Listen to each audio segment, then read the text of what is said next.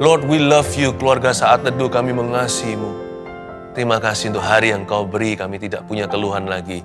Kami punya Engkau. Apalagi yang kami butuhkan, semua dicukupkan. Ajari saja. Ajari kami untuk hidup tidak kompromi. Tuhan Yesus, datanglah Tuhan ke tengah-tengah umat-Mu. Berkatilah keluarga Saat Teduh.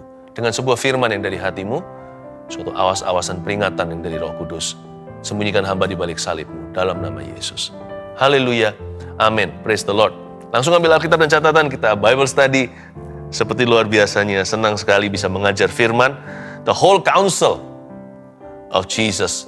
Saya ingin kalau Tuhan izinkan bisa membagikan seluruh isi Alkitab ya. Dari Kejadian sampai Wahyu. Pokoknya ngikut terus. Anda yang belum subscribe juga, saya dorong untuk lakukan itu. Tekan tombolnya, tombol lonceng itu supaya ada notifikasi kalau ada sesuatu yang baru. Saya ingin terus mementori Anda selama yang Tuhan izinkan. Membagikan seluruh nasihat dari Roh Kudus dari Kejadian sampai Wahyu. Kali ini kita ke Kejadian pasal 19, beri judul Ujung Hidup Kompromi. Ya, sekali lagi judulnya Ujung Hidup Kompromi. Saya sih berharap supaya tidak seorang pun dari Anda nanti berakhir gigi jari. Karena itu sekarang jangan kompromi. Jangan kompromi kalau nggak mau berakhir gigi jari. Karena orang yang kompromi itu seperti berusaha menjaring angin. Kenikmatan dunia itu semu. Percaya nggak? Suatu hari, semua yang kita nikmati itu, kita akan lupakan di ranjang kematian kita. Dan nggak terasa sama sekali. Apapun juga yang sifatnya fisikal atau jasmani, nafsu apalagi, kedagingan, itu nggak akan terasa kok. Sebab kita ini menuju sesuatu, menuju kekekalan. Sorga atau neraka itu pilihan. Itu nggak akan kerasa sama sekali. Apa yang di belakang kita, sebab kita akan menuju ke depan. Dan tidak ada yang bisa menahan. Setiap kita pasti akan mati masuk kuburan. Jadi sekarang tanya pada dirimu sendiri, what have you done?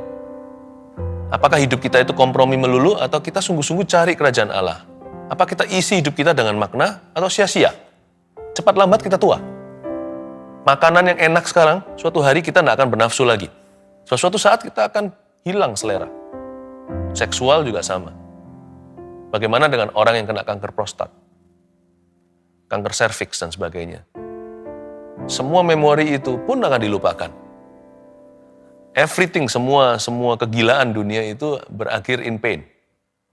Saya ngomong begini supaya kita membuat suatu pilihan agar hidup kita jangan kompromi sekarang. Jangan sampai begini loh nanti, ini. Ya. Sodom dan Gomora dimusnahkan, Lot diselamatkan. Ini pasal 19 Kejadian. Yang diselamatkan hanya Lot saja dan keluarganya. Kita baca ayat 1 dulu. Kedua malaikat itu tiba di Sodom pada waktu petang. Lot sedang duduk di pintu gerbang Sodom. Dan ketika melihat mereka, bangunlah ia menyongsong mereka lalu sujud dengan mukanya sampai ke tanah, serta berkata, Tuan, silakan singgah ke rumah hambamu ini. Bermalamlah di sini dan basuhlah kakimu, maka besok pagi tuan boleh melanjutkan perjalanannya. Jawab mereka, tidak, kami akan bermalam di tanah lapang. Tetapi karena ia sangat mendesak mereka, singgahlah mereka dan masuk ke dalam rumahnya. Kemudian ia menyediakan hidangan bagi mereka, ia membakar roti yang tidak beragi lalu mereka makan. Tapi sebelum mereka tidur, orang-orang lelaki dari kota Sodom itu, dari yang muda sampai yang tua, bahkan seluruh kota tidak ada yang terkecuali, datang mengepung rumah itu. Berhenti dulu sampai situ, saya jelaskan lagi ayat 1. Ini di sini cerita tentang Sodom dan Gomora akan dimusnahkan dan Lot diselamatkan. Sebenarnya diselamatkan 4 orang. Lot istrinya dan 2 putrinya. Menantunya tertawa, tidak percaya. Tapi hanya 4 saja yang keluar dari Sodom Gomora hidup-hidup. Itu pun 1 jadi tiang garam karena menoleh ke belakang. Jadi 4 kurang 1 tinggal 3, Lot dan 2 putrinya. 2 putrinya pun bukan orang benar, buktinya mereka tidur sama papanya. Papanya nggak tahu, ngeri sekali ya, bahkan tidak terdengar dosa seperti ini di kalangan orang-orang tidak percaya. Jadi sebenarnya yang diselamatkan berapa orang ya? 4 kurangi 1, tinggal 3, Lot dan 2 putrinya. 2 itu pun nggak beres, nggak benar, kurangi 2. Jadi sebenarnya cuma Lot saja. Hanya Lot 1 orang yang benar di seluruh Sodom Gomora. Ya ampun, kok bisa ya?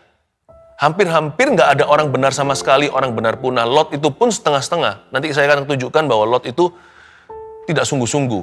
Dia itu selamat karena pamannya. Tapi ya Lot sih paling benar dibanding dengan orang Sodom dan Gomora. Bahkan di dalam keluarganya sendiri, bandingkan putri-putrinya sama istrinya, Lot termasuk orang yang paling benar di hadapan Tuhan. Jadi, waktu itu kejadiannya begini ayat 1, kedua malaikat itu tiba di Sodom pada waktu petang. Lot sih nggak tahu kalau mereka itu malaikat, karena ini adalah penampakan malaikat dalam wujud manusia. Lot sedang duduk di pintu gerbang Sodom. Perhatikan di mana dia duduk. Dia duduk di pintu gerbang Sodom. Itu kata-kata bagi kita orang-orang Asia atau di zaman modern ini, duduk di pintu gerbang no big deal gitu. Itu kan cuma duduk-duduk saja. Bukan, ini sebenarnya arti kiasannya adalah orang ini orang berpengaruh. Lot setelah puluhan tahun di Sodom, dia menjadi salah satu pemimpin kota. Semacam wali kota atau penasihat daripada wali kota. Lot sedang duduk di pintu gerbang Sodom, berarti dia dituakan di kota itu. Dengan kata lain, dia punya kedudukan di situ. Persis seperti orang-orang dunia hari ini. Kita semua di zaman ini mengejar kedudukan, suka jadi tamu kehormatan, atau menjadi kehormatannya apa. Semua orang sama saling kejar-mengejar untuk mendapatkan pengakuan. Tapi apa gunanya? Contohnya Lot. Dia dapat kedudukan duniawi, tapi dia tidak mengejar sukses yang dari Tuhan. Dia tidak mengejar godly success. Seperti yang dikatakan Tuhan Yesus, apa gunanya seseorang memperoleh seluruh dunia tapi kehilangan nyawanya? Buat apa sih? Buat apa kedudukan dunia jikalau hidup kita tidak berdampak apa-apa? Buat apa cari pengakuan dan kehormatan bagi diri sendiri kalau orang lain bahkan tidak diselamatkan melalui kita? Buat apa kita ini sukses sekali, lalu waktu kita mati, semua orang yang ada di dalam hidup kita itu masuk neraka dan kita tidak berbuat sesuatu, hanya kita yang masuk sorga. Buat apa sih? Lot itu satu-satunya orang benar di Sodom dan Gomora. Bahkan dia nggak bisa selamatkan keluarganya dari kebejatan. Kelihatannya Lot ini tidak melakukan tugasnya dengan baik sebagai saksi Tuhan dan kemenakan Abraham. Padahal dia ini keponakan orang benar loh, bapak iman. Paling tidak kan kecipratan. Tapi dia diam saja tidak berbuat sesuatu. Dia mengejar sukses duniawi. Dapat sih, dia itu pendatang loh. Tetapi orang asing di negeri orang lain, dia bisa mendapat kedudukan wali kota atau penasihat wali kota, duduk di pintu gerbang, dituakan, berarti dia yang turut membuat keputusan dan turut membuat undang-undang di kota itu. Tapi lihat, hidupnya itu nol besar. Besar sih, dia besar di mata orang dunia, tapi nol besar. Karena hidupnya tidak berdampak apa-apa bagi orang lain. Orang lain yang binasa ya binasa, keluarganya sendiri pun tidak bisa dia selamatkan. Lalu bukan hanya itu saja, dia sendiri pun pas-pasan. Dia itu nyerempet, betul-betul sungguh-sungguh hanya barely survive. Dia hanyalah selamat itu anggaplah untung-untungan. Dia itu nyaris ikut terbakar di Sodom Gomora. Dia nyaris binasa.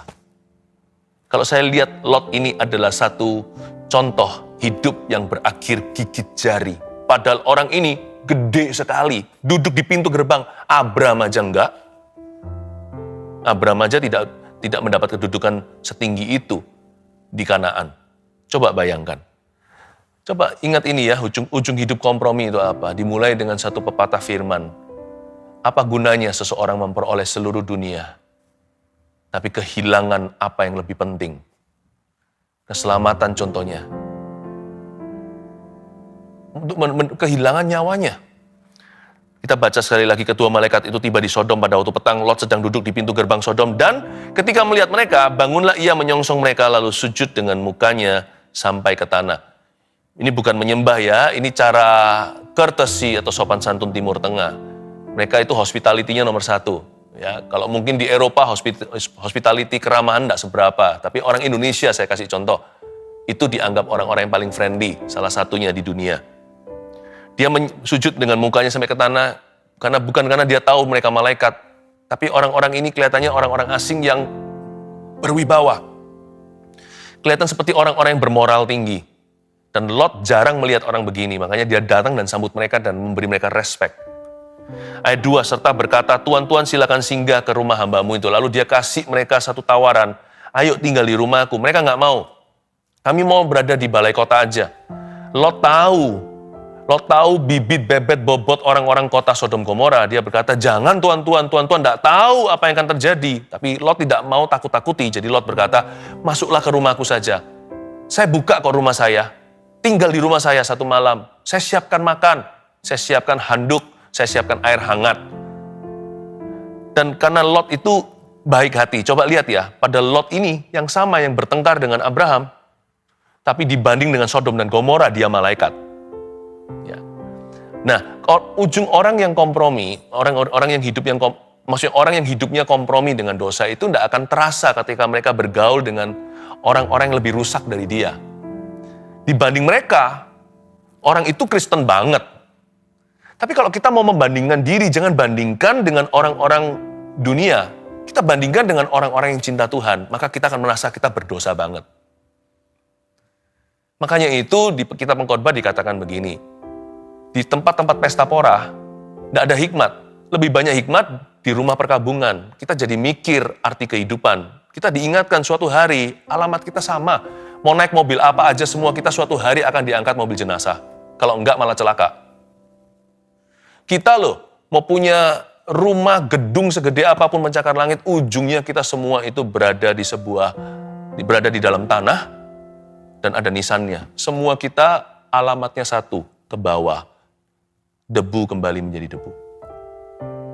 Jadi kalau kita memang mau membandingkan supaya hidup kita itu diubahkan, jangan bandingkan dengan orang yang lebih rusak. Bandingkan dengan orang yang lebih benar. Jangan ular, tapi tangga. Ingat ya, mainan anak kecil ular tangga, ular itu yang merosot ke bawah. Dadunya tidak berkawan dengan kita. 1, 2, 3, 4, 5, 6, 7, malah turun ke bawah, kalah terbelakang. Harus naik tangga supaya cepat ke garis finishnya. Banyak orang itu hidup kompromi karena yang dilihat salah. Lot membandingkan diri dengan Sodom Gomora, ya dia malaikat lah. Tapi kalau dia bandingkan diri dengan Abraham, dia jahat. Hari itu untung dia mendapatkan suatu visitasi ilahi. Tuhan kirim malaikat dalam bentuk wujud manusia. Kadang-kadang Tuhan juga bisa kirimkan hamba-hambanya. Mereka bukan malaikat, tetapi seperti malaikat utusan dalam kehidupan kita. Untuk mengingatkan kita agar kita tidak hidup sia-sia. Jadi sebelum mereka tidur, orang-orang laki ini di ayat 4 sekali lagi, tetapi sebelum mereka tidur, orang-orang lelaki dari kota Sodom itu dari yang muda sampai yang tua, bejat semua. Bahkan seluruh kota itu nggak ada yang terkecuali, tidak ada orang laki atau pria yang tersisa di rumahnya, jadi itu ribuan datang. Datang mengepung rumah itu, mengepung rumah Lot, ayat 5 coba lihat. Mereka berseru kepada Lot. Mereka teriak nih, di mana orang-orang yang datang kepadamu malam ini? Bawalah mereka keluar kepada kami supaya kami pakai mereka. Pakai mereka. Manusia jadi objek ya. Pornografi itu menjadikan wanita objek. Lebih jahat lagi, pornografi anak. Anak kecil. Siapa menyesatkan mereka lebih baik dikasih batu kilangan, dicemplungkan ke dalam kali atau lautan. Tuhan gak pernah sekejam itu. Tuhan setegas itu waktu bicara tentang membela anak-anak kecil dan hak mereka. Siapa menyesatkan salah satu dari anak ini, tiada ampun bagi mereka. Tapi ini mereka mau pakai sesama lelaki, ini homoseksual. Dan mereka berkata, keluarkan pria itu, 2 pria itu. Mereka ganteng-ganteng. Ya, mereka malaikat. Mereka itu bermoral. Kelihatan orang moralitas, kelihatan lah ya. Kadang-kadang kalau kita ketemu sama orang, memang nggak bisa sih kita menilai satu buku dari halaman depannya saja, harus dibaca kontennya. Tapi kadang-kadang tampak depan juga bisa menjelaskan sesuatu loh. Ada orang-orang tertentu tuh kelihatan memang mereka bukan religius tapi rohani. Ada orang-orang tertentu juga yang kita tahu mereka itu orang-orang yang penuh dengan kualitasnya ada. Bahkan nggak tentu orang tua. Ada juga orang-orang muda yang berbobot hidupnya. Orang-orang seperti itu mengundang hormat. Tetapi orang-orang ini malah nggak menghormati mereka. Keluarkan supaya kami bisa memakai mereka. So we can rape them. Supaya kami bisa memperkosa. Bejat benar. Dan itu semua pria loh, termasuk yang tua-tua. Itu mungkin beberapa yang tua-tua datang sama anaknya. Jadi papa anak sama-sama mau memperkosa lelaki lain. Mungkin grandpa, 3 keturunan, papa sama anaknya. Jadi 3 generasi, dari opa sampai cucunya juga ikut ke sana. Mau mengepung rumah Lot untuk memakai tamu-tamunya. Ayat 6, lalu keluarlah Lot menemui mereka. Ke depan pintu, tetapi pintu ditutupnya di belakangnya. Gimana pun juga Lot ini baik ya. Paling tidak dia itu taat pada peraturan hospitality. Sebuah peraturan tak tertulis yang sudah ada dalam culture kebudayaan mereka. Yaitu kalau ada tamu datang di rumah, tamu itu sudah menjadi tanggung jawab mereka, melebihi mereka menjaga keluarga. Itulah culture atau kebudayaan hospitality Timur Tengah. Ayat 7, dan ia berkata, ini Lot ngomong begini. Dan ia berkata, saudara-saudaraku janganlah kiranya berbuat jahat. Tunggu dulu, saya nggak salah dengar ya. Dan Lot menjawab kerumunan orang-orang yang mengepung rumahnya begini. Dan ia berkata, saudara-saudaraku janganlah kiranya berbuat jahat. Saudara-saudaraku di sini, itu artinya my brethren. Itu sebutan untuk saudara seiman. Dari ini aja, ayat 7 aja, saya menyimpulkan bahwa Lot sudah sangat-sangat murtad. Dia kalau dibanding sama orang Sodom Gomora, malaikat. Tapi kalau dibandingkan dari pamannya Abraham, atau dari bagaimana dia dibesarkan oleh angkelnya ini, karena dia itu anak adopsi Abraham, jauh sekali dia sudah mundur dari Tuhan, totalitas bahkan. Tahu nggak? Mungkin sebagian di antara kita sudah jatuh di mata Allah sebelum kita jatuh beneran. Tuhan Yesus ngomong gini kan di salah satu gereja di kitab Wahyu. Ketahuilah bahwa kamu sudah jatuh.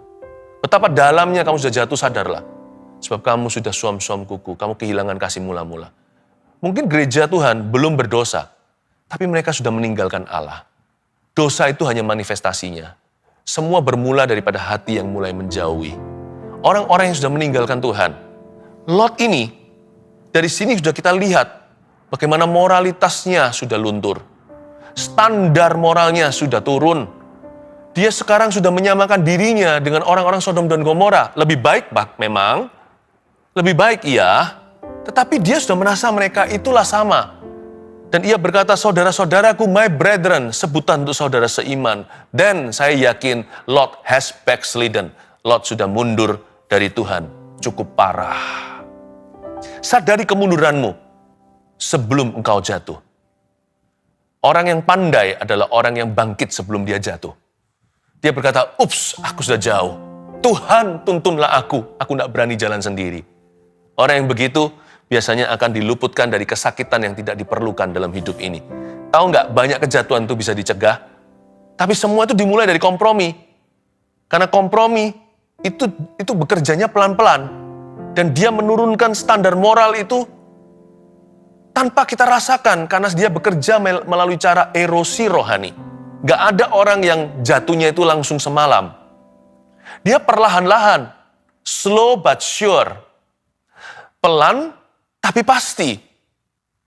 Karena itu, di sini saya lihat bahwa Lot sudah terbiasa dengan hidup kompromi dengan dunia. Kompromi dengan dosa. Kompromi dengan kedagingannya. Dia sudah nggak hidup untuk Tuhan. Dia hanya punya Tuhan. Dia sudah nggak hidup untuk Tuhan. Bukan lagi Tuhan yang pegang setir hidupnya. Tuhan Yesus sudah berada di passenger seat. Tuhan Yesus sudah berada di kursi penumpang. Lu ikut aja sama gua. Berkati aku seperti Santa Claus, aku minta apa? Sudah bukan lagi Tuhan duduk di pengemudi. Bukan lagi Tuhan yang pegang setir dan kendali. Banyak orang itu sudah jatuh, tapi belum ada kesempatan untuk beraksi dalam kejatuhannya. Atau sudah ada dosanya dikit-dikit, tapi belum sampai kelas kakap. Tunggu aja nanti waktunya. Dosa itu akan datang kalau dibuahi. Dan setelah dosa itu menjadi matang, dia berubah menjadi maut. Jangan sampai tunggu maut baru sadar karena terlambat. Kalau mau sadar itu pada waktu telurnya mau menetas, kita tahu itu snake atau ular beludak, cepat diinjak. Kebanyakan kita itu nggak mengerti karena yang namanya kompromi itu memang blinding. Orang kalau sudah mulai kompromi terbiasa dengan jalan-jalan biasa untuk tawar-menawar sama Tuhan. Orang seperti itu lama-lama sudah kebal sama Roh Kudus. Udah kapalan hatinya. Ayat 8, kamu tahu aku mempunyai 2 orang anak perempuan yang belum pernah dijamah laki-laki. Baiklah mereka aku bawa keluar kepadamu. Hah? Perbuatlah kepada mereka seperti yang kamu pandang baik. Loh. Hanya jangan kamu apa-apakan orang-orang ini sebab mereka memang datang untuk berlindung dalam rumahku. Aduh.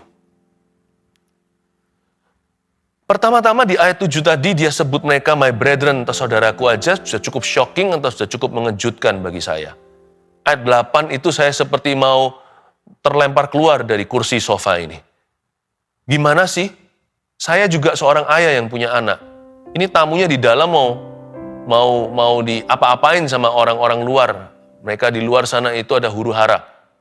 Dia berkata, aku punya 2 orang anak perempuan ya. Ini yang belum pernah dijamah laki-laki karena memang belum menikah. Mereka punya tunangan.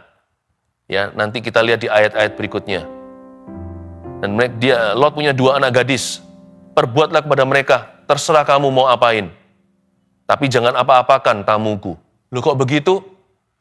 Memang hospitality itu perlu. Tapi saya rasa ya, Lot sudah berlebihan. Begini loh, orang yang kompromi itu ya, anehnya apa? Dia akan berlebihan. Dia akan melebihi orang-orang dunia dalam dosanya.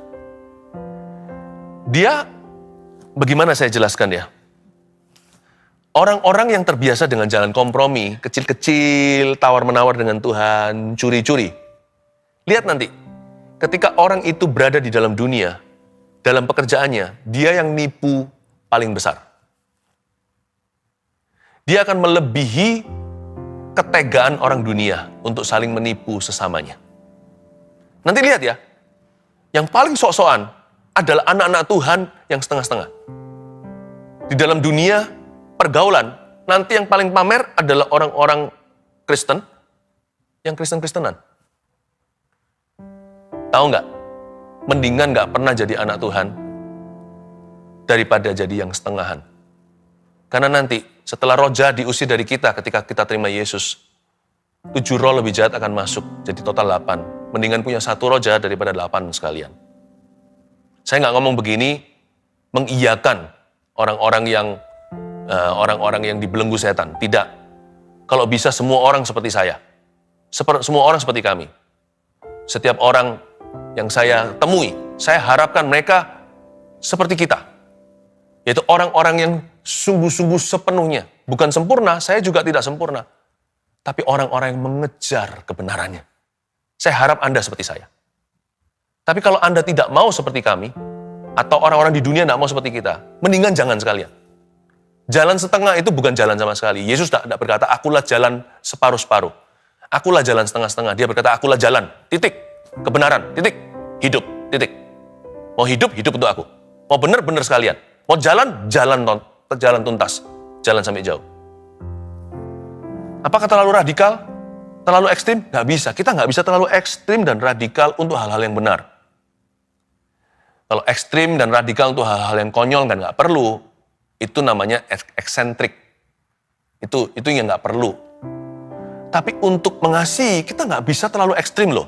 Untuk kudus, kita nggak bisa terlalu menjaga loh, karena lebih gampang untuk jatuh. Untuk kompromi dalam kekudusan mata contohnya.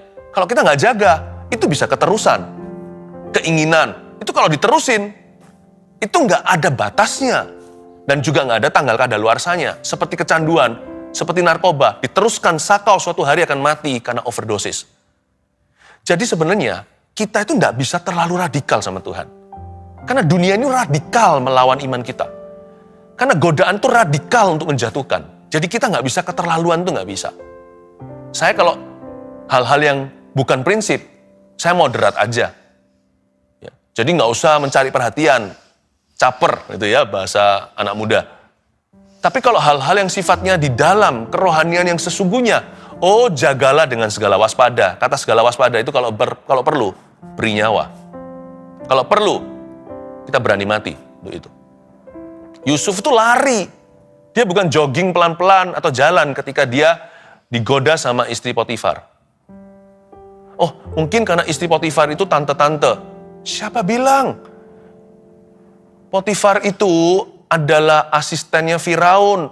Jadi istrinya dia pasti muda. Istrinya dia itu adalah runner-up Miss Egypt. Dia adalah juara 2-nya Miss Universe di Mesir. Jadi Yusuf pasti tertarik juga. Mungkin tertarik, saya nggak tahu kan. Nah, kalau nggak gitu dia nggak akan lari terbirit-birit. Dia lari dengan sekencang-kencangnya sampai jubahnya ketinggalan karena ditarik sama si wanita.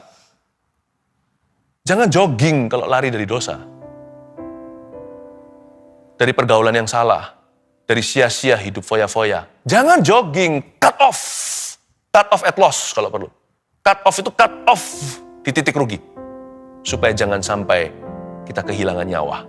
Buat apa memperoleh dunia kalau yang lebih penting melayang dari kita? Oh, luar biasa. Pastor Philip apakah nggak terlalu serius, terlalu sungguh-sungguh? Saya orangnya nggak serius, kalau bercanda-bercanda. Tapi kalau hal-hal yang berurusan dengan Tuhan, prinsip-prinsip kebenaran, saya serius 100%, 1000%.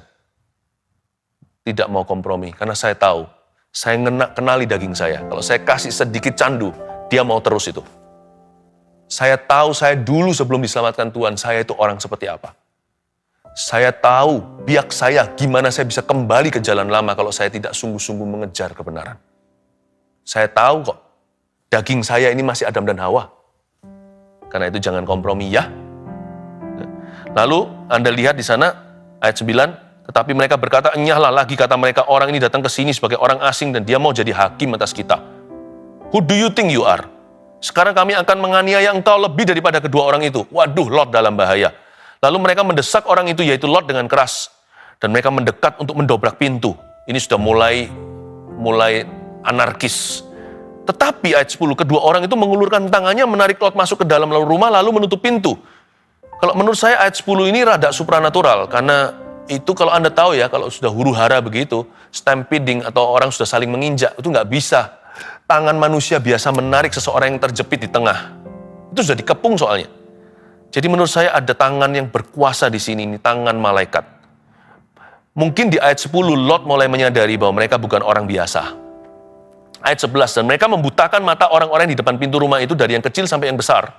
Sehingga percumalah orang-orang itu mencari-cari pintu. Ayat 11, tiba-tiba semua orang itu dibutakan. Nah, di sini Lot pasti tahu mereka adalah utusan Allah atau malaikat-malaikatnya. Tapi di ayat 11 saya juga mau menekankan suatu pelajaran berharga. Tahukah Anda bahwa ada beberapa penyakit itu cocok dengan dosa orang yang sedang menderitanya. Karena mereka sudah buta rohani dulu, Tuhan tinggal butakan matanya. Dua malaikat ini hanya melaksanakan kehendak Allah. Physical blindness that follows the spiritual one. Buta jasmani sebagai follow up daripada buta rohani lebih dulu di dalam hati. Tidak semua penyakit dari setan, ada juga yang dari gaya hidup yang kurang baik, kurang sehat, gaya hidup yang salah. Ya. Tapi juga ada penyakit-penyakit yang dari roh jahat. Yang disesuaikan dengan dosa yang orang itu nikmati secara sengaja atau belenggunya. Dan ini salah satu contoh itu di ayat 11 ini. Dan orang-orang itu langsung buta. Lalu ayat 12, kedua orang itu berkata kepada Lot, siapakah kaummu yang ada di sini lagi? Menantu atau anakmu laki-laki, anakmu perempuan atau siapa saja kaummu di kota ini? Bawalah mereka keluar dari tempat ini. Sebab kami akan memusnahkan tempat ini karena banyak keluh kesah orang tentang kota ini di hadapan Tuhan. Sebab itulah Tuhan mengutus kami untuk memusnahkannya. Ayat 12, di sini sedikit FYI for your information, bahwa malaikat itu tidak maha tahu. Hanya Roh Kudus yang maha tahu, hanya Allah Bapa, Allah Putra. Lalu kedua orang itu, yang notabene malaikat berkata kepada Lot, siapa kaummu yang ada di sini lagi? You punya kerabat, siapa lagi? Siapa lagi yang mau diselamatkan? Menantu atau anak laki-laki atau perempuan, atau siapa saja deh di kota ini. Malaikat tidak maha tahu ya. Itulah sebabnya, jangan cari malaikat jatuh. Mau tahu tentang masa depan, mau tahu tentang nasib, lalu cari peramal. Malaikat baik aja nggak maha tahu, apalagi malaikat jatuh. Mereka hanya bisa mengutukimu. Kalau mereka memberitahu sesuatu yang pas nanti, itu karena kutukan. Karena engkau memberikan kepercayaan kepada mereka, maka kejadian. Termasuk kalau hal-hal yang baik seperti harta, itu ada harganya. itu berarti Anda diikat jiwanya untuk ikut mereka. Nanti coba lihat di rumah, tidak akan ada damai sejahtera dan kasih Yesus lagi. Udah susah untuk bisa merenungkan firman. Setan kasih apa saja kepada kita, asal kita mau kehilangan nyawa kita. Jadi jangan percaya malaikat, percayalah Tuhan. Ayat 13 tadi, banyak keluh kesah orang tentang kota ini di hadapan Tuhan. Yang mengeluh adalah Tuhan, yang mengeluh adalah malaikat, lihat Sodom dan Gomora. Yang mengeluh adalah orang-orang benar seperti Lot di sana. Yang mengeluh adalah korban. Tentunya bukan orang pertama yang akan mereka pakai hari itu. Pasti hal ini pernah kejadian sebelumnya. Makanya mereka nafsu lagi untuk mengepung rumah ketika lihat orang baru datang ke kota. Udah ada banyak seruan korban. Jadi jangan jadi anak Tuhan yang menciptakan seruan-seruan keluhan ke sorga ya. Ada beberapa orang-orang begini. Itu orang ya selalu merugikan orang lain. Itu orang ya, keluarga ini ya jahat sekali. Dia selalu membuat keluarga lain menderita. Sekalipun itu bukan dalam bentuk doa, ada keluhan-keluhan di dunia ini, termasuk keluhan dari orang-orang yang tidak kenal Tuhan. Kalau mereka diperlakukan tidak adil, keluh kesah mereka akan sampai ke sorga seperti Sodom Gomora. Jangan sampai Tuhan akan mengutus malaikatnya untuk menghukum seseorang karenanya. Kalau menyelamatkan, Tuhan tidak utus malaikat, Tuhan turun tangan. Tuhan bicara sama Abraham di ayat-ayat sebelumnya, syafaat Abraham untuk Sodom dan Gomora. Tapi untuk menghukum, Tuhan tidak perlu turun tangan sendiri. Cukup celaka sekalipun malaikat yang diutusnya. Jangan sampai jadi orang yang harus Tuhan utus malaikat untuk menghukumnya. Karena banyak keluh kesah dari kehidupan Anda. Kalau memang ada orang seperti itu, cepat bertobat sebelum dihukum oleh Tuhan. Tapi saya yakin Tuhan kita bukan Allah yang suka menghukum. Tuhan kita adalah Allah yang menyelamatkan. Jadi kalau kita bertobat, pasti ada jalan keluar. Ayat 14, keluar Lot, lalu berbicara dengan kedua bakal menantunya yang akan kawin dengan kedua anak perempuan. Anaknya perempuan katanya, bangunlah, keluarlah dari tempat ini, sebab Tuhan akan memusnahkan kota ini. Tetapi, sedih ya, lihat ini, ia dipandang oleh kedua bakal menantunya itu sebagai orang yang berolok-olok saja. Nggak dianggap serius sama calon menantunya, ada dua. Mungkin selama ini Lot memang nggak pernah serius. Hihi saja, bercanda terus. Hidupnya hanyalah fun doang. Makanya, kalau sampai suatu hari dia serius, gak ada orang yang percaya sama dia. 3 poin sederhana saya selesai dengan ini. Ujung hidup kompromi seperti apa? Kita lihat perjalanannya. 1, kompromi menurunkan standar moral. Dia pelan-pelan, gak jatuh semalam. 2, kompromi mengorbankan keluarga. Lihat Lot, begitu sama anak perempuannya. Tentunya bukan karena dia gak cinta. Lot sendiri sudah rusak di dalamnya. Ya. Dan jangan lupa ya, addictions, kecanduan adalah masalah keluarga loh. Jangan berkata yang rokok ya saya kok. Urusan apa sama keluargaku? Kena yang ngisap asapnya. Semua bentuk kecanduan dosa, itu masalah the whole family. Meskipun satu yang melakukannya. Contohnya pelecehan. Ya, abuse. Itu seluruh keluarga menderita. Kompromi itu pasti mengorbankan keluarga. Karena itu kalau Anda bertobat, keluarga Anda yang bahagia.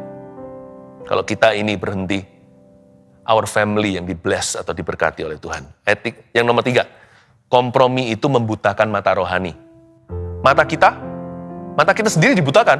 Lalu mata orang lain dibutakan terhadap potensi ilahi kita. Pada saat Lot berubah jadi evangelis, dari orang yang hanya hihihaha, ketika dia berubah jadi penginjil, beritahu sama 2 calon menantunya, ayo. Hahaha.